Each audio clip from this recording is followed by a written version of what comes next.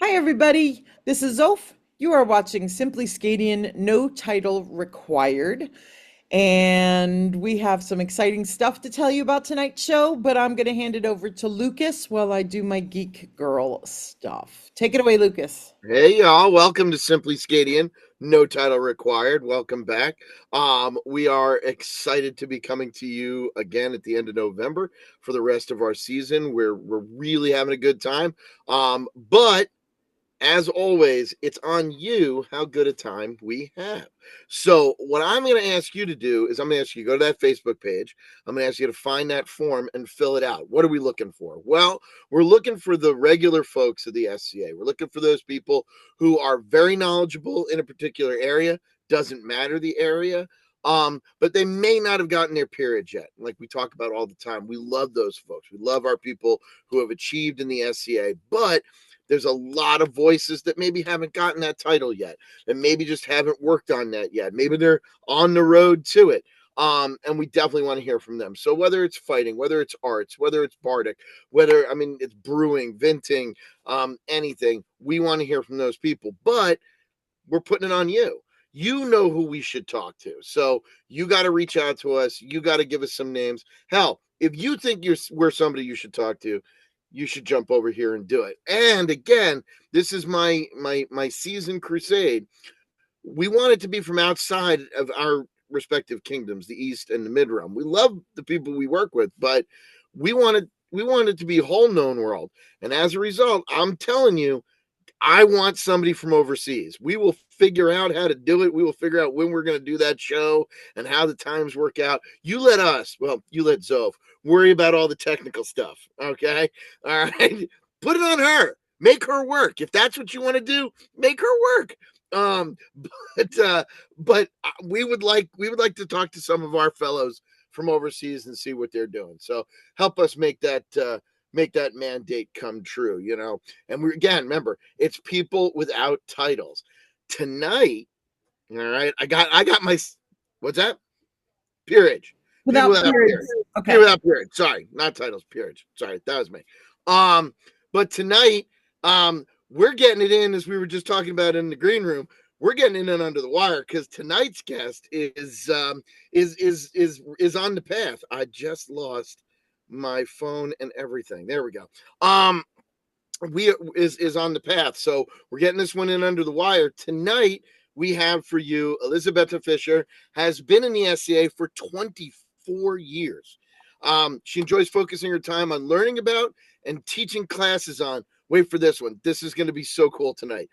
Disability in history, as well as event planning and accessibility in the SCA. And if you've watched the show before, you know that we're all one of our big things is we talk about being inclusive, getting different types of folks in the SCA. So this really does touch right on what the purpose of this show is. So I can't wait to talk about this tonight. Elisabeth, welcome to the show. Hi. Uh, um, so we start with our first question. Same thing all the time. Um, 24 years ago, how did you find the SCA? It's actually my sister's fault. My sister had a friend in high school that was in the SEA. They brought her in, and then she brought me in when I was just 14 years old. So it was something we were able to do together, and we traveled together and went to events together. And it was pretty cool to have a hobby that I could do with my big sister, and just something we shared together, which we still do. Like we still go to events together, and it's been pretty cool to have that ride with her. Now, where do you live exactly in So the I'm SCA context? I'm in the Shire of Dark River in the Middle Kingdom. And if you're like, I've never heard of that, we're a very little standalone shire. If you look at the known world map and you look at the mid realm and you go, what on earth is going on in Iowa that's in the mid realm? That's us.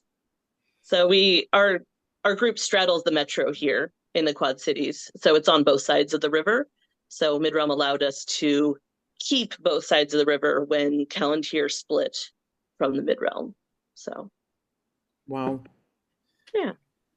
So what is it about the SCA that drew you in? What is it that you love? Well, initially it was something to do with my sister, for sure. But I also just really loved history.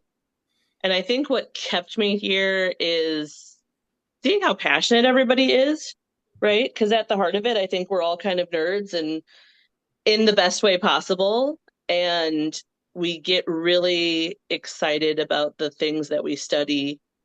And, when you're studying and you're researching for fun, you know the people are going to be passionate, right? And you get to see that in people. And I think that can bring out some of the coolest things in people. Now, prior to your, you going to your event and working with your sister, you said you're interested in history. Is that something you do in the mundane world, or is this a departure from that? So depends on your perspective, I will say. When I originally graduated high school, I wanted to go into forensic anthropology. I wanted to dive more into history and preserving history and all of the things involved with that. And some real life things kept me away from continuing that path in college. And I ended up becoming a sign language interpreter. So that's what I do. I'm actually a sign language interpreter in educational environment. So I work like K-12, which means I kind of get to do all the things. It's pretty much anything that the kids are learning about. I also get to dive with them, and it's pretty cool to see some of those little like sparks in kids when they get excited about something. And history is one of those things that I really like interpreting. So yes and no. It's not my chosen career path, but I still get to do it sometimes. Nice. So you're like a service junkie. I mean, we should just state for the record that you have been put on vigil for Pelican in the mid realm. Do you know when your elevation is going to be? Has that been decided? Yeah, on March 1st. Well, that's a long wait. Yes. So it was kind of important to me to get to do it in my region so that because the mid realm is big, right? It's very big, and I live on the far western side, and it was close to my heart to get to do it in my region, and that was when the opportunity was going to present itself, and I was more than content with waiting. So Okay. it's actually going to be in my local event. So That's awesome. That's yeah. great. All right, so service. What got you drawn to doing service in the SCA? Well, it started for personal reasons, for sure. So I became disabled when I was 12 years old. So I was disabled prior to joining the SCA. So I've always navigated the SCA as a disabled person, and I saw how challenging that could be. And I am pretty sure I heard this in a movie or something somewhere, so don't give me any credit for this phrase. But I remember hearing at one point that if you have a problem, to get better, not bitter. And that's something that I try to keep in the back of my mind. So if I see a problem, I don't want to just complain, complain, complain. If I can try to assist in a solution, whether that's finding someone else who's maybe an expertise on that solution or trying to create productive strategies to create a solution myself, right? And then bring in more people. So just seeing those challenges I was facing personally is kind of what started it. And then I thought, I can't be the only one. Like, I can't possibly be the only one struggling. And so the accessibility service definitely came from a personal frustration and a need that I saw. And then just kind of realizing that there were a lot of interconnected places, right? Like the event planning. Event planning is its own adventure in and of its own. But then if you throw in that accessibility aspect, and then you can throw other aspects, right? Inclusivity, all those DEI things, right? We can put all of those like layers on top of it. And that's what really intrigues me, is just bringing all those people together to create all those layers to make it a better experience all around. How, I mean, with your early experiences then, how how awkward did it feel with people as you like went as you started in the community? Were they like um they, because again, we talk about all the time about how like this the poster child is fighting for the SCA. Do you know what I mean? And when you talk about a lot of people when they come through the door, they're people are like, you want to fight, and then it's like, you know what I mean? Did you find like people were like didn't know how to react, or was it? I mean, how was that experience? Coming through the door. Like reacting to not being a fighter, or Well, no, just like I don't know what I don't know what your disability is necessarily, but I mean, did people not know what to kind of offer you or kind of take you under their wing and just kind of like, I don't really know what to, because that seems to be what people want to do right away, is be like, here, look, we have this, these fencing and this thing and whatnot. And if that's not something that you're capable of right off the bat, or very visual at, I just wanted to know if like, you found finding your spot harder because they didn't know how to kind of, offer it to you. yeah, I think I definitely experienced some of that. There's always been that aspect of like, I don't know what to do with you, so it's really awkward. Um, it took a while to find the right people, for Hmm. sure. I was in a dance troupe fairly early on, and the leader of the troupe was very open to creating and helping me kind of brainstorm ways to make things adaptable, because it was something I wanted to do and I wanted to learn more about. So I think I was very lucky to find the right person, for sure. I have had other things that I've been involved with where I've struggled a lot. I did do fencing for quite some time, Hmm. um, and it ultimately couldn't physically manage it, even at a slower or adapted pace. It just wasn't something my body can handle. Hmm. Um, but yeah, I've definitely been met with a lot of like, I don't know what to do with you, so I'm just going to kind of wander away and hope you figure it out. And I recognize, and it's something that I tell people, like when I hear people are wanting to be like Chatelaines, especially, I always tell them to not get like hyper focused into one thing when they meet new people. Um, because I remember meeting a lot of people that were like, well, you can only do these things. You know what I mean? But that's not the truth. There's so many different things that we can do. And I think it's important to not only find the right people, but be the right person for those new people. Hmm. Right. I think it's important that we meet people where they are too. I Mhm. think that's something that the SCA kind of fails at, is we put expectations on new people, to the point where sometimes we scare them away even. But if we meet more potential Scadians where they're at, we're gonna do a better job. And I think, at least in my experience, the mid-realms, the mid-realm Chatelaines are really good at that one thing. I mean, they're good at a lot of things, but they're good at meeting people where they are. Yeah, I think so. Go ahead. Yeah, I was going to say. So now, did your research then into historical disability and how that played out, was that a result of? I mean, did you do that prior to joining the SCA, or was that like here's the scholarship I can kind of focus on, because in my pursuit of helping the real people of the SCA, I can also do this. So the bulk of that started actually was when I was in interpreting school in college.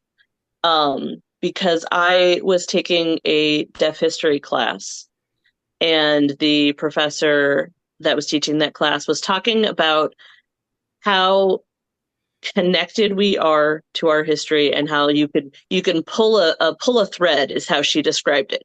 You can pull a thread all the way back to here, to here, to here, to here, to here, and really see these patterns throughout history, and where, like, how far we've come, but also how far we still need to go.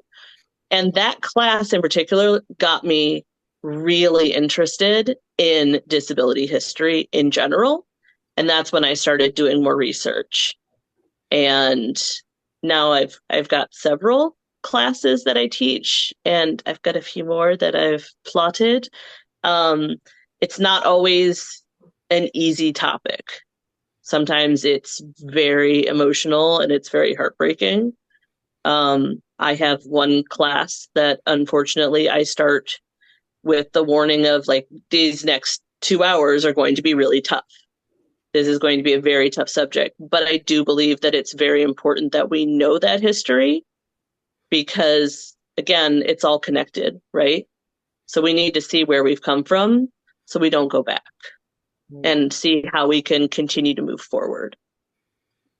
I mean, when you kind of partition these classes off into subject matter, what are like the topics? I mean, because just not knowing anything about it, like I would instantly think of, well, the hard stuff would obviously be like, this is how they were really, people with disabilities were really treated. But also I would imagine there has to be well, this is the steps those people took to kind of, work through their disability at this time period that we might not be aware of. Do you know what I mean? Like, is that kind of, am I on the right path there, or? Yeah, the very first class that I taught was on how societal perspective influenced the laws that ultimately dictated people with disabilities' lives.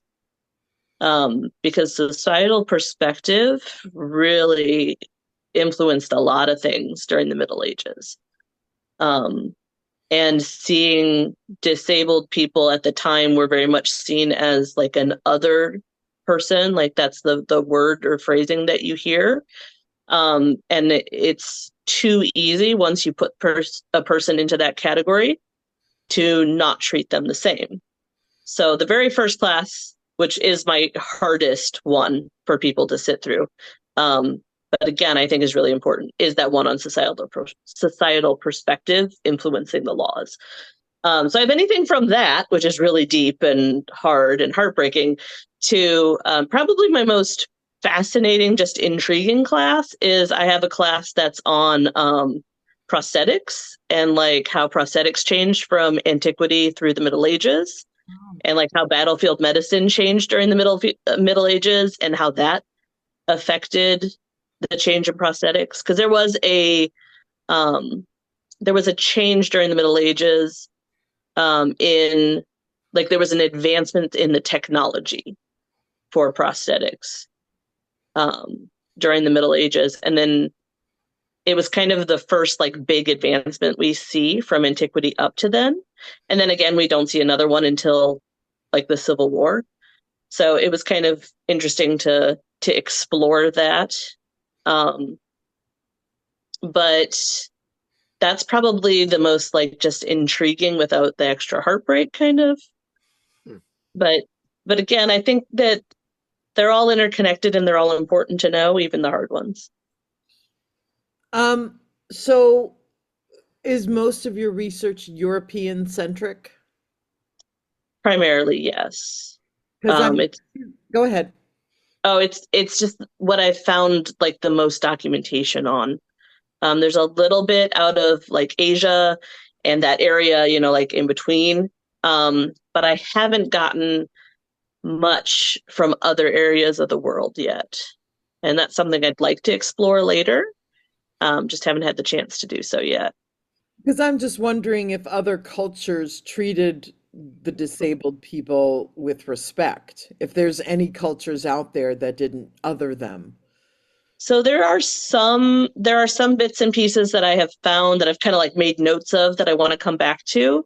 For example, there's a little bit of research where that I found where the people thought that people who like thought different, like maybe they didn't see the world with like the same eyes as us, right?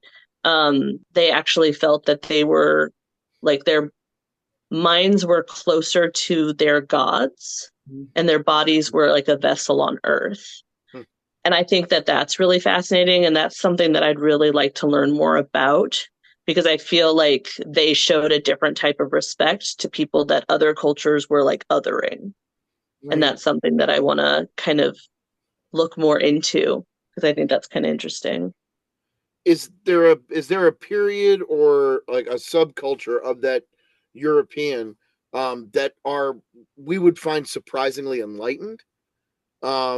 Considering that, I think right now with this discussion and just kind of what most people would take away from European history, it'd be like it was probably rough the whole time. But is there like a wow, surprisingly enough, the for this time period, or for this particular area, it was surprisingly enlightened, or no? I think for me, some of the most interesting things I found on that path is that there were some areas like in the Middle East that were like building hospitals and actually trying to figure out like how the mind worked in relation to the treatments they were doing, Wow. which isn't necessarily something we saw in like Europe, right? Because it was all like, well, the North Star is over here and the breeze is coming from that direction, so that means you know. Whereas they were really trying to understand, some of them were even trying to understand like medicinal properties and things a lot more um, advanced than Europe was, which I thought was kind of interesting. Hmm. So I I'm guessing that this is your art then. Yeah, Have yeah. you written any papers? Do you have a blog? Do you have a way that you share this or catch a class? I'm just teaching really. I would love to do like a blog or something. I just haven't had time, unfortunately. But I Well, try you to teach happen as to often know as a possible. web designer who can help you out with that. So let me know. Maybe someday in the future I'll get That would to be be able great. to do that. So I remember when I was teaching, I teach a class called Shakespeare's Fools, and in the class we start out by talking about the fools of history. And there was one, and I got into a quibble with a student once about it being called the Innocents, which were the younger disabled kids, but they Mhm, were like taken like almost like pets by the mhm. king and queen as the fool. Did they, did that elevation help them or hurt them, do you think? I feel like it hurt them personally because they were used as entertainment, right? You had humans being used as entertainment. And they would have a keeper or a handler who would get paid to basically parade them around at parties or events or whatever the case may be. Um, we also have a documented report of a young boy that had, oh gosh, the name just escaped me. Where it's the werewolf syndrome. I don't remember the medical term for it off the top of my head. Where Lycanthropy. he, I'm sorry, what was that? Lycanthropy. No, no, where like their whole body's covered in hair. Oh, the hair. Okay, all right. Yeah. Um, there's a well documented case of a young boy that was taken from the island that he was born on and gifted to a noble to basically be a pet, Oh, how something that he could show at his parties and his events. And ultimately, his wife marries him to one of her like ladies' maids in order to try to create more pets. Like that's what I'm talking about when I'm talking about like these really heartbreaking Ooh, um, subjects, right? That I think get lost in history. wow. I got to sit with that for a moment because that's really horrific. It Yeah. is. That's It really, I mean, really I mean, is. I mean, just the word when you started saying that, I was like, like the word breeding. Just it was like the most horrible thought of that. Like, I'm kind of, oof, yeah, that's gross. God, I'm Yeah. sorry. People suck. Like, I'm It sorry. is. You know what I mean? Like, Sorry, I don't mean to like bring us down, but Run, brought no, no, down. no. See again. I think it's. I completely agree with what you're saying. It's the type of thing where you you have to learn these things to know that they went on. Yeah. Do you know what I mean? Like, and I feel like that's exactly what you're saying. The reason that we don't find it documented so much is because they knew it was horrible at the time too, and they just didn't. You know what I mean? It's not documented because they're like they didn't, and They weren't real people. That's they weren't just real. Yeah, horrible. it's Oh. So, but then it makes me think, like, even today in 2024, God grief, I'm very popular tonight. I'm sorry, everybody. Um, it we're still not treating people with disabilities with respect in 2024. Mm-hmm. Like, we're still othering them. We're still, one of the things whenever I've done event planning, whenever I've planned an event, is to make sure that the site is fully accessible, not just, well, you just got to go up one step and then you're on the site. No, it has to be, zero depth here, people. Um, how to take it into the SCA context, how does it work for you with what you do? Because I know you're part of the DEI office in the Mm-hmm. mid realm. So how does what you've learned about history, what you know from your lived experience with this and your work with others with this lived experience, how is the SCA doing? And I want to ask how can we be better, but that's the question for the end of the show. But how are we doing as a society when it comes to assisting, helping, being there, not othering disabled people in the SCA? I think I've seen a lot of growth, especially in the last like 10 years, maybe even closer to 15, but really the last like 10 years, I feel like I've seen a lot of change and a lot more openness to even having these conversations.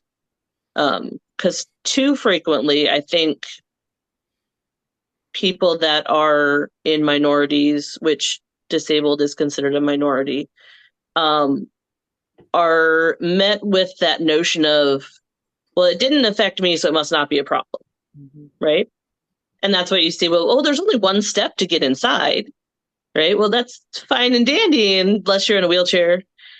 Or, like maybe that one step you can't do because you don't have a rail. So I think in the last like decade, I've really seen a lot of more conversations and more openness to having conversations. So I think we're moving in the right direction and we're seeing positive conversations happening. I think there's always going to be a place to go, though, right? There's always going to be improvements to make, um, especially because, like, in the mundane world, which I mean, we're using real life sites, right? We're not creating the sites. But I think there's a lot of misconception between the idea of, like, well, the site's ADA compliant, so I must be good, right? But ADA compliant doesn't necessarily mean accessible. So it's a bigger conversation that we need to have to change that perspective and make people realize that there's more to it than that. It's not that simple. I what don't know if that answers your question. I'm no, sorry. It does. No, it does. what then in event planning? You know what I mean? Because you're going to reach people from many different places. What then should we be looking for? What's something that you figure most people don't consider, which is definitely top of the list they should be considering when that when first trying to plan something? Because I mean, I'm a relative noob, and I've only planned one event for my barony so far, and the site was this is where we've always done it, and whatnot. And I'm trying to think, did I miss something? You know what I mean? Like, because I feel like that's the only way we improve. Is it? So what's something that we as event planners should be considering That's a beyond? very loaded I was gonna say, question. beyond that ADA compliant, because like in my mundane life, I run a theater, so I have to make sure that it's ADA. But then now I'm like, well, if that's on the surface fine, but not enough. Mhm. What are those other things then? So, for full disclosure, before I answer your question, I teach a 2-hour long class just on this topic. Okay. um, the biggest thing that I tell people, one is information access. Our sites might not be perfect, right? Because they're never going to be completely perfect. Every disabled person is different. So you're not going to have a one size fits all. But if you give people all of the information that you can about the site, they can make informed decisions for their own health and safety, right? So that's a big thing that I tell people. Information access is huge. Give people the opportunity to make informed decisions for themselves. Beyond that, I always tell people too, because the other thing that I hear a lot from event stewards is that sounds like a lot of work. That's what I hear a lot. So here's what I try to tell people. It's not a lot of work. It's just the work, right? You're already going to build a website. Okay. So let's make sure the fonts are clear and easy to read. Let's make sure the size is good. The colors aren't clashing with each other. You've got pictures with alt text and descriptions, right? You're already building a website. Just build it in an accessible way. So changing that mindset and that perspective. So it's not more work, it's just the work. Those are my two big pieces of advice from your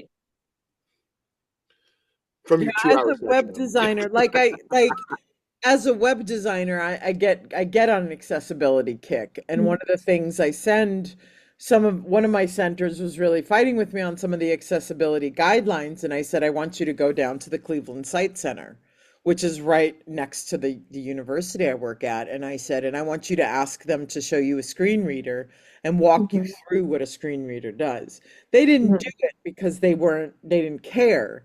But I tell that to people all the time. Lucas is colorblind. So if you people are going to use yellow and red all over your site, you're hosing Lucas out of being even able to see. And that's just one person. How many countless people have color blindness in the SCA? Yeah, So and I mean, and making most people wouldn't consider hold a that. minute, I'm talking. Sorry, I was just saying most people wouldn't. I'm glad you brought it up because most people wouldn't consider that a No, they disability. wouldn't. And so, do we have a link? I want to hear what you have to say, Lucas, but hold on. So, do we have a link to accessibility website guidelines as part of any of our web pages to help people understand? I don't think we have a set one that I'm aware of. I do get people asking me like what I recommend all the time. But I haven't gone to look to see if anyone's compiled it other than me in my class, like, in a um like coming down from some official organization kind of capacity. I'm not sure. I'm sure there probably is. I know there are some guidelines out there. I'm just not sure if the guidelines. So one of the other things you run into with accessibility is you'll get like this website focuses on this piece and this one focuses on this piece and this one focuses on this piece. But the reality is they're all kind of connected and they all should be compiled together. That's what I don't know, if there's one website that has compiled all of them together. That's what I mean by that. Okay. Go ahead, Lucas. I'm sorry that I interrupted you, but you interrupted me, you I, sassy apprentice. He's the sassy one. I guess I am. But no, I was only interrupting because I was like, that's something that I wouldn't necessarily consider. So, would you also suggest? And I'm as I started formulating this question, I was like, I'm not trying to shift responsibility or victim shame or anything like that, but I would never feel like my color blindness, which is it's pretty like in the grand scheme of things, it is pretty severe. There are just things that I just do not see and cannot enjoy the conversation about stuff and whatnot. Um, I would never go to somebody and say, you know, hey, can you change the way you're doing this because I can't enjoy it or I can't participate or whatnot. Would you suggest that people in their own kingdoms and baronies and whatnot, if they are disabled, speak up at things and be like, hey, listen, we could do better, like, or this is the do better conversation, but would you suggest they do that? Because I feel like a lot of people wouldn't. They'd be like, well, I have to adjust.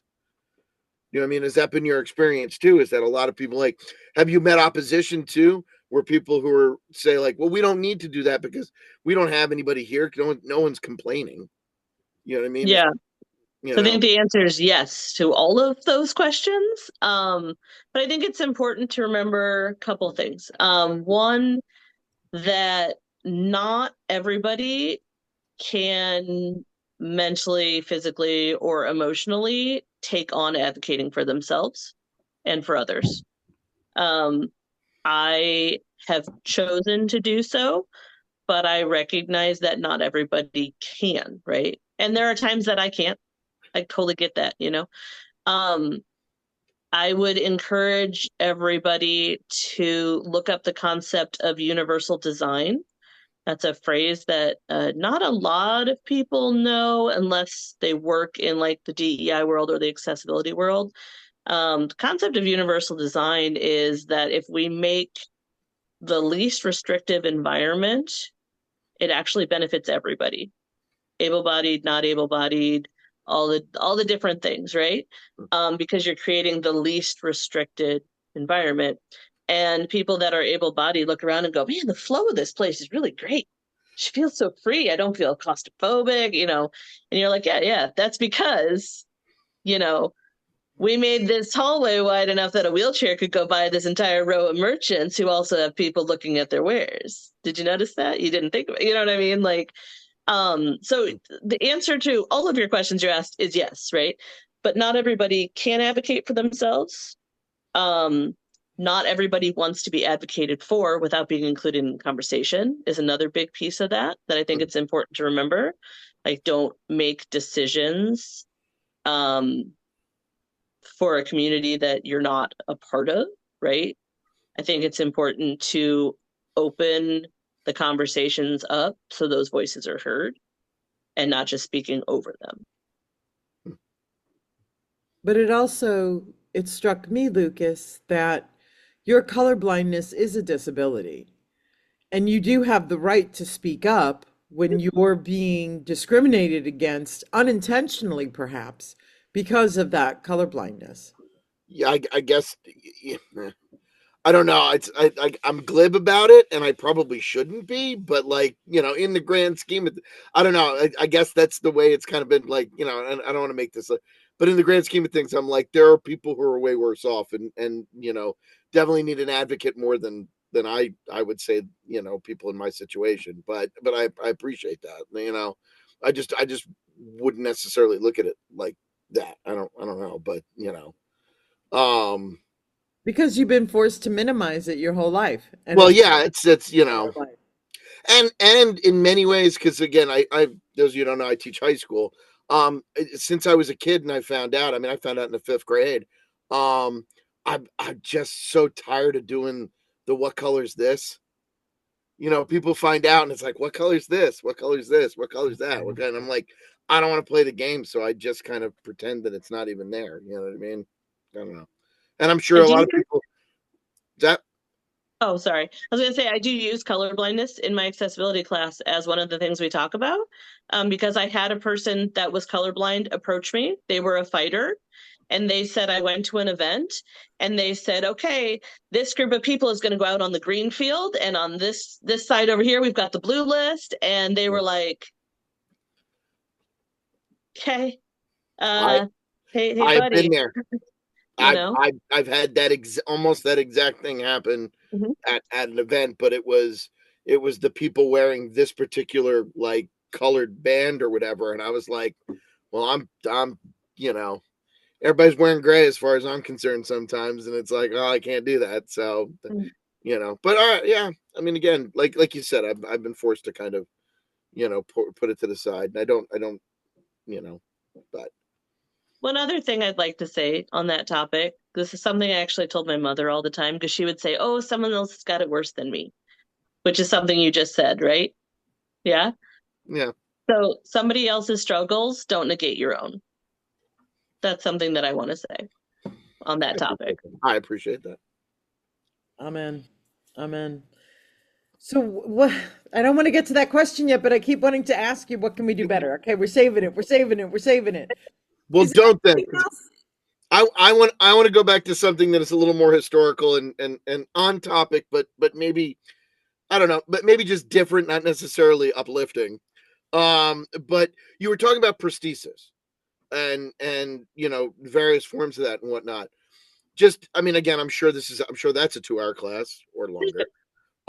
But in your research, then what what one or two really like interesting out of the box, you'd never believe they use this kind of things did you find? So one of the most interesting pieces, I get really excited about it, actually from antiquity, so not in the Middle Ages, but there was a prosthetic eye that was found in a woman's skull, that was like painted gold. I thought, like, how cool do you have to be in your village to have like a gold painted prosthetic eye? You know what I mean? But in the Middle Ages, I think the most interesting thing I have really come up into, is the way that they advanced the prosthetics. And again, socioeconomic impact here, like you'd only have this if you were super, super wealthy, right? But basically, a barber surgeon got together with armor makers and people that made like gears for like Mhm. clocks, and created articulated limbs. Wow. Wow. And so those three professions coming together made What these advancements. what like circa what year would that have been? Like how far back? It's pretty late in our time period. Okay. Okay. Yeah. But still in the Middle Ages. Yeah. Wow. Yeah. That's But cool. pretty cool. See, we This, got different stuff to talk about. We don't have to go to the question just yet. I know, I know. Oh, so what else do you do in the SCA? Oh dear. I've done a little bit of a lot of things over the years. I'll tell you that. I started as a dancer and studied a lot of like Middle Eastern culture, and I did European dancing too. And then right now, I haven't done that in about a decade because my body just decided I was done. Um, I really enjoy doing glass bead making. I like working with glass.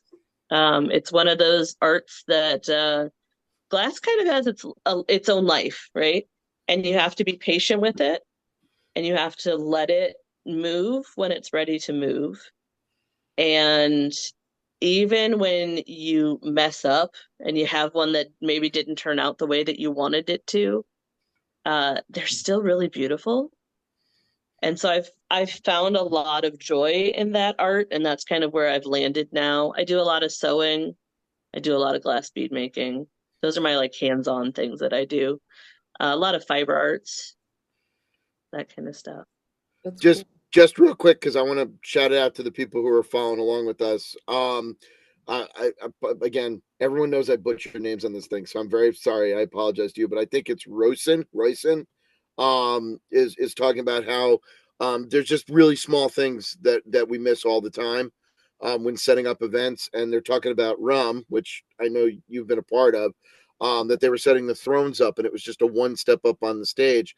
But somebody then eventually asked the question, well, how will they get up on the thing? And people just, you know what I mean? Like they're so used to setting up the medieval look of it needs to be up higher or whatnot, but never realizing that they might be excluding somebody from that. So you're definitely touching on that with the people following along. So thank you for that. And thank you for your comment.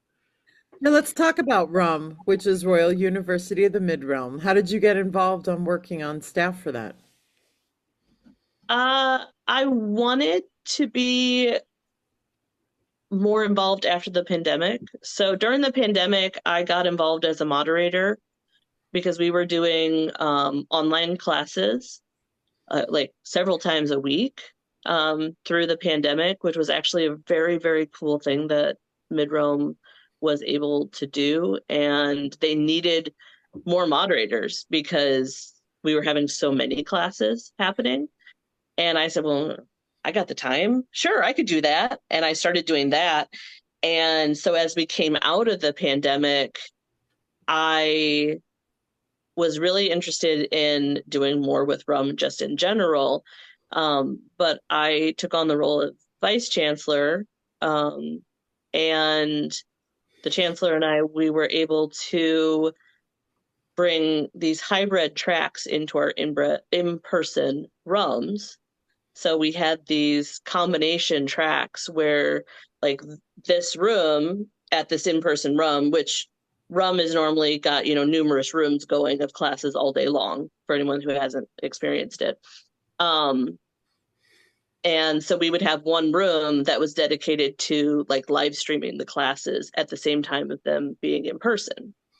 So that was something that was important to both of us, that we continue that online aspect, because we got a lot of feedback coming out of the pandemic from people that, not only is the Midroom is large. It's large. As someone that lives on the Western Kingdom, or on the western edge of the kingdom, I can tell you it's a hike. It takes me, like, to cross the entire kingdom, I might as well go to Pennsic 12 hours later. Like, it takes me 12 hours to get to Pennsic. Mm. And that's all mid-realm, right? So you'll have people that want to participate, but maybe Rome's too far away, or maybe they don't have the money. Maybe they don't have the time off work. Maybe they can't leave their house, right? Maybe they've got social anxiety and they don't want to leave the house, or they don't feel safe leaving the house. There's all these different aspects that affected so many different people. And so it was important to us to keep an online aspect so people could attend and still participate, maybe not be able to participate in the entire thing, right? Because we are very limited by like how much internet the site has. That was one of the things that we learned, right? Because we're streaming all day long, we could only stream so much. That was the big hurdle we faced. But that was what got me interested in being a part of RUM, was being involved during the pandemic and then wanting to see the best parts of that continue in person. We're getting close to the question. But I want to just, where, if somebody's interested in taking your classes or whatnot, where have you taught in the past? Where will you continue to teach, that they can look for you at these things? So I always teach the accessibility class at Pennsic because we have so many people from so many places. Mm-hmm. Outside of that, I've taught it online like several times. I don't like to record it. I know people have asked me to record it, but it feels like such a living document to me that I hesitate to put it in a fully frozen version. Mm. And that's why I haven't put it out in a recorded version. But I am also more than happy to teach it online anywhere, anytime. You know what I mean? Like, I've had groups contact me and say, hey, we have a bunch of people in our group that are really interested. Would you mind teaching it online for our group? Mm. And we've made a night out of it. And then I teach it just around the mid-realm or anything else that I'm getting to, especially if there's a request for it. But Pennsic is always the consistent. I have taught it at Pennsic for like the last decade or so, just because I like the opportunity to reach people from different kingdoms. Nice. Quick question about Pennsic. Are you on staff with them to help them, look at that accessibility? And if you're not, how would you rate their ability, I know I'm causing trouble. It's fine. How would you evaluate their ability to think about that? So I think the important thing to remember about Pennsic is that it's a very rustic campsite, Yeah. right? So there's only so much that we can do. I will say that there was a changeover in that staff at this last Pennsic, and the person currently in that role has really made an effort to listen to the community and try to make changes and get that information out there, in the things that we can't make changes on and in changes that have been made, and continuing to listen to people and see where we can continue to improve. So I'm hopeful that we will continue to see those improvements. I'm hoping maybe someday I'll get to assist with that myself. That's something I'd really like to do, actually. But yeah, there's always room for improvement, but there's always going to be a need for realistic expectations because we are limited by the site itself. Yeah, I wondered at that because it is just so hard to. Well, and there's Um, rules on what kind of even scooters you can use. They have to have mhm. 40 wheels, they have to be electric, they can't be gas, for Mhm. example. And so that makes it more challenging because just getting a scooter is financially prohibitive for a lot of people. So they just don't. Yeah. And I I've mean, heard from people that the second you mention that you're renting a scooter for Penzic, they're like, no, we don't want our scooters out there. So you even have to be careful with like rentals. Because a yeah, I lot of mean, places I've I heard had won't. mobility. I mean, 6 months ago, I had my hip replaced. And I don't think I realized how hard a sight it was until the last couple of years, probably from the armistice that shall not be named event, through, I really had mobility issues as far as Penzig was concerned, and it was. And I think that really brought it into sharp relief for me. I said, I can't imagine how people who don't have a silver lining of like the surgery is going to take care of it, kind of thing, just how they even do this event. And I know lots of people that don't go anymore because as their mobility issues, degenerated, they just stopped going to Penzig. Yeah, I definitely have to. So when people ask me how I manage Penzic, I say, well, first off, I recognize that I'm lucky enough that I still am, given all the problems that I have with my body. Um, but I have to step back and set really realistic expectations for myself, and listen to my body and understand that those expectations could change at any moment. Mm, Um, but I have some hard and fast rules that have gotten me through. I've been going since 35, so I'm pretty lucky that I've been going for quite some time now. And I do recognize that at some point I will reach a point where I can no longer go. Um, and there have been years that I've had to skip because I just had surgery or something like that, and I knew that the joints and the bones just weren't up to it. But it's hard. It's hard when there's something that you love and you enjoy and you want to go and do and be a part of, mm. but you physically just cannot. All right, it's time. No, you go ahead. You've been chomping at the bit. I'm I I'm not have gonna been, say. not because I I'm not, wanted to end, but because I want to know your answer. yeah. What can the SCA do better? Think the short answer is listen to each other and have honest, open conversations and truly listen to each other. And when somebody says, hey, that's hurtful, the answer is, well, maybe your overreaction. No, no, no, that's not the answer. The answer is, I'm so sorry I made you feel that way. How can I make it better? How can we make it better as a group? I think we really need to listen to each other more and support each other better and keep communication and conversations open. Hmm. Okay. I'm not yawning at you. I'm yawning because it's bedtime for Zoph. All right. Thank you so much for joining us tonight. This has This is really been a fascinating conversation. Yeah, I would venture to say if you want to come back, I think there's more we could talk about here. I don't think we're quite done with this conversation just yet. And I'd like to invite anybody who watches to reach out. I mean, are you on, I mean, any of the social medias that they could ask you questions or whatnot? Where how can somebody get in touch with you? You can find me on Facebook. Okay. Yep. Yeah, for sure. Yeah. If you want to improve wherever you are and you want to ask the questions, or you could always send it through Simply Scadian too, and we can Next. ferret that out because this is something we definitely should be thinking about in our own homes. Yep. All right. You have been watching Simply Scadian, no title required, with our special guest tonight, Elisabeta Fischer. Have a good one, and we'll see you in 2 weeks. Thank you.